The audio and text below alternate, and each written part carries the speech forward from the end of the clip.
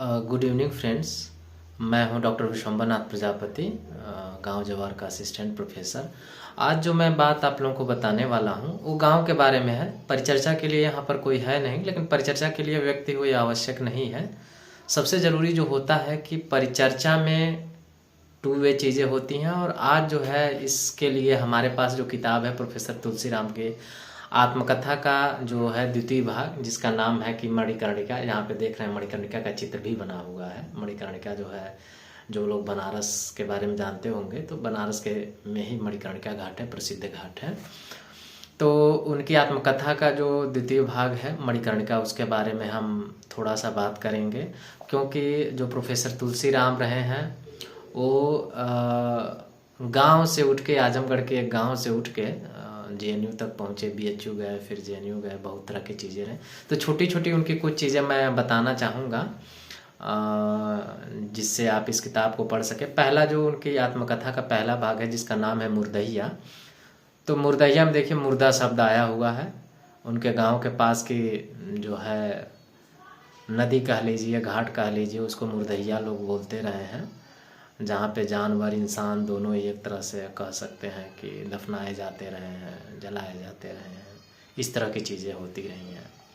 और दूसरा जो पार्ट है, जब वो आजमगढ़ से स्ट्रगल करके बनारस हिंदू यूनिवर्सिटी जाते हैं पढ़ने के लिए, उसके बारे में, तो वहाँ भी वो जो है उनके पार्ट का नाम उन्होंने मणिकर्णिका दिया हुआ है उस घाट के नाम पर।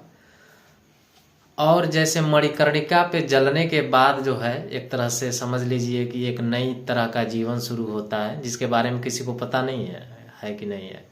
लेकिन बनारस आने के बाद से प्रोफेसर तुलसीराम का भी समझ लीजिए एक नवीन जन्म होता है। बहुत तरह की चीज़ें जो है उनको जानने को मिलती है। और सबसे ख़ास बात है कि जैसे मैं अपनी छोटी सी लाइब्रेरी बनाया हूँ जिसमें कोई भी आ सकता है, वहाँ पर जाते हैं सबसे पहले वो लाइब्रेरी से बहुत ज़्यादा प्रभावित होते हैं। बनारस हिंदू यूनिवर्सिटी की जो सेंट्रल लाइब्रेरी है, जो सयाजी महाराज गायकवाड़ के नाम से उस लाइब्रेरी का नाम रहा है, और उसमें उन्होंने इसका बड़ा ही अच्छा जिक्र किया हुआ है कि जब आप बनारस हिंदू यूनिवर्सिटी के सेंट्रल लाइब्रेरी पे में घुसेंगे तो जो है कि उसके प्रवेश द्वार के ठीक अंदर संगमरमर के स्तंभ पर जो है उनका जो है कि नाम लिखा हुआ है सयाजीराव गायकवाड़ पुस्तकालय के नाम से।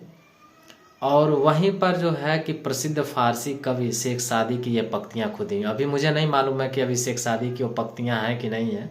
जिस तरह का देश में माहौल है, हर चीज़ को माने उगटा पुराण टाइप कहा जाए कि ये चीज़ें की जा रही हैं। और वो शेख सादी की ये पंक्तियाँ जो है वो खुदी हुई हैं जो पुस्तकालय पे, वो ये हैं कि साकी की मोहब्बत में दिल साफ हुआ इतना, सिर को झुकाता हूँ तो शीशा नज़र आता है। तो पुस्तकालय में जब वो घुसे थे तो ये पंक्तियाँ उनको बहुत ही प्रभावित की थी। अब मोहब्बत इतना ज़्यादा हो जाए कि अब सर झुकाते ही व्यक्ति ट्रांसपेरेंट दिखने लगे, उसका बहुत बड़ा मीनिंग होता है फिलोसॉफिकल, कि मतलब कुछ छुपा ही नहीं है, कोई पर्दा ही नहीं है। तो पुस्तकालय के बारे में है चीज़ें। और बनारस जब वो पहुंचते हैं तो बनारस में अगर उनका द्वितीय भाग पढ़ेंगे तो काफ़ी इंटरेस्टिंग बातें की हुई है, जिसमें से कुछ कुछ घटनाओं का मैं जिक्र करना चाहूँगा। जैसे कि शुरू में, चूँकि आपको बता दें कि प्रोफेसर तुलसीराम जो है आजमगढ़ के रहने वाले थे और वो चमार बिरादरी से थे, जिसकी वजह से जो है उनको काफ़ी दिक्कत सामना करना पड़ा। और यही नहीं, वो दिखने में भी सुंदर नहीं थे। हम तो सर से लगा मिले भी रहे हैं, सर को काफ़ी सुने भी हैं। चेहरे पर चेचक का भी दाग था, और इतना भयानक बचपन में उनको चेचक हुआ था कि उनकी एक आँख समझ लीजिए एकदम उसका जो है रोशनी एकदम कम ही हो गया था। तो आप समझ लीजिए उन्होंने जीवन में कभी चमरवा के नाम से किसी टीचर ने उनको बुलाया, कनवा के नाम से, अब मतलब तमाम तरह की चीज़ें रहीं। लेकिन विलक्षण प्रतिभा के धनी रहे और गांव से निकले हुए व्यक्ति हैं। वो चीज़ें मैं बता रहा हूँ, वही चीज़ें बार बार आएंगी। तो उसमें जो सबसे महत्वपूर्ण घटना मैं बताना चाहूँगा कि जब वो बनारस में रूम लेने के लिए गए तो अब लोग नाम पूछते हैं। नाम क्या, उत्तर प्रदेश में तो नाम नहीं, जाति ही जानने की कोशिश की जाती है, नेम नहीं सरनेम जानने की कोशिश की जाती है। तो जो है कि इनको रूम तो मिल गया। बाद में क्या कहते हैं, रूम देने वाले ने इनको समझा कि शर्मा है, ठीक है, प्रोफेसर तुलसीराम, मतलब उस समय स्टूडेंट थे। लेकिन बाद में जब जो है कुछ महीनों बाद पता चला था मकान मालिक को, ये तो जो है कि ब्राह्मण मतलब समझ के उनको दिया हुआ था, ब्राह्मण नहीं है बल्कि ये चमार जाति के हैं। तो उसने क्या किया कि जो है इनको निकालने की कोशिश की, एकदम मारने पीटने पे उतारू, इस तरह की चीज़ें हो गई थी, चले गए। लेकिन प्रोफेसर तुलसीराम को भी बहुत गुस्सा आया और उन्होंने जो है गेट से अपने अंदर लठ रखे हुए थे, उसको लेके निकल पड़े थे। तो इस तरह की भी चीज़ें रही हैं। तो ये सरसन है जो दिखने को मिलता है कि एक गांव से गया हुआ व्यक्ति कैसे पढ़ने के लिए संघर्ष कर रहा है। बनारस जिसको बोला जाता है कि आध्यात्मिक नगरी है, अब पता नहीं आध्यात्मिक नगरों मैं कहूँ या इनकी आत्मकथा पढ़ने के बाद जातिवादी नगरी कहूँ, ये आपको तय करना है। तो एक ये घटना हुई। दूसरी घटना है जो खासकर जो कम्युनिस्ट पार्टी से जुड़े हुए, CPI से जुड़े हुए, कम्युनिस्ट पार्टी ऑफ इंडिया से। तो ये क्या है, कम्युनिस्ट पार्टी ऑफ इंडिया से बहुत ही प्रभावित थे, काफ़ी दिनों तक जुड़े भी रहे।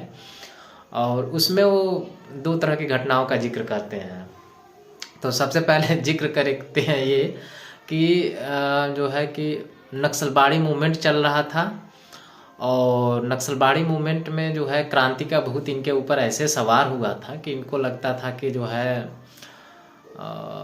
भारत में भी जो है वर्ग संघर्ष हम कर लेंगे, और वर्ग शत्रु जो है एक समूह है जिसको वर्ग शत्रु मान के चल रहे थे, वर्ग शत्रुओं का सफाया हो जाए तो समानता आ जाएगा। और क्रांति जो होती है वो युवाओं को बहुत ज़्यादा लुभाती है, और भारत में इतनी लुभा लेती है कि भटक भी जाते हैं लोग।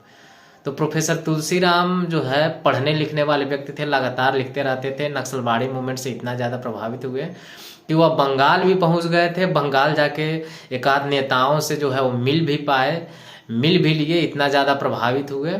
और यही नहीं, उन्होंने चाइनीज एम्बेसी को लेटर भी लिख दिया था कि सशस्त्र क्रांति करने के लिए जो है कि हमको किताबें चाहिए, बंदूकें चाहिए।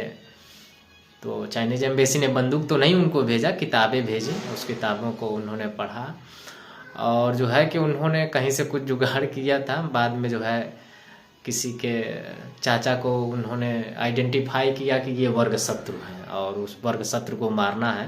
हालांकि वैसे चीज़ें हो नहीं पाई। ये क्रांति का रोमांटिसिज्म है जिसमें लगता है किसी को मार दिया जाए और तो क्रांति हो जाएगी। इस तरह की चीज़ें उनके मन में चल रही थी।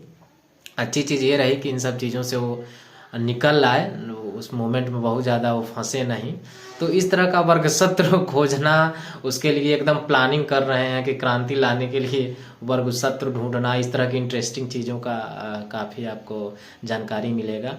इसके अलावा एक और हैं जिनका काफ़ी जिक्र आता है, गोरख पांडे का। देवरिया के ही रहने वाले थे, बहुत ही क्रांतिकारी कवि रहे हैं और खासकर CPI-ML के लोग उनके गीतों को बहुत गाते हैं और उनके गीतें जन सामान्य में भी एक तरह से देखा जाए क्रांति में बहुत ही प्रेरणा देती रही हैं। जैसे उनके जो गाने हैं, समाजवाद बबुआ धीरे धीरे आई, इस तरह के गाने बहुत ही प्रभावित करने वाले रहे। तो उन्होंने भोजपुरी में काफ़ी कुछ क्रांतिकारी गीत लिखे हुए हैं। उनके बारे में बताते हैं कि जब गोरख पांडे बनारस गए थे तो बनारस में जो है कि वह पहले पोंगा पंडित थे। पोंगा पंडित का मतलब ये हो गया कि आप समझिए बहुत ही धार्मिक प्रवृत्ति के थे पहले। तो धार्मिक प्रवृत्ति के थे और वह एक तरह से समझ लीजिए घाटों को घूमना, मंदिरों में जाना, पूजा पाठ करना, यही सब सारी चीज़ें थी। लेकिन जब क्रांति का भूत गोरख पांडे पे सवार हुआ तो गोरख पांडे जो है धर्म की भयानक आलोचना, और यही नहीं बनारस के बहुत सारे मंदिरों के सामने